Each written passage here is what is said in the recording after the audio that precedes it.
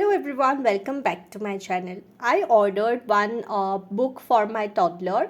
So this book basically teaches kids on how to draw things. Like it is having very easy pictures and it will tell you the steps. Like in 3 steps, it will tell you how you can finally get into that particular picture.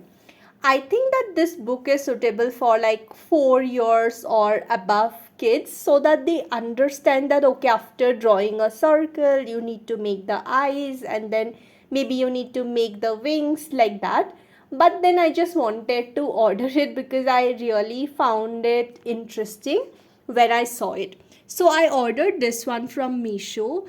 This is the book. I think it was some 100 to 200 rupees in between something. I will mention the details in the description box below. I don't remember the exact price right now. So this is what this book is all about. Let me in fact open the Meesho app and see what was the price for this.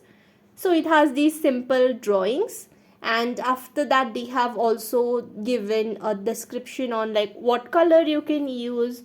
So this book is quite interesting for younger kids. Okay, I bought this one for 129 rupees. There it's not like very thick, but then it's fine. Kids will enjoy and they will learn drawings. So this is what the book looks like and I loved it.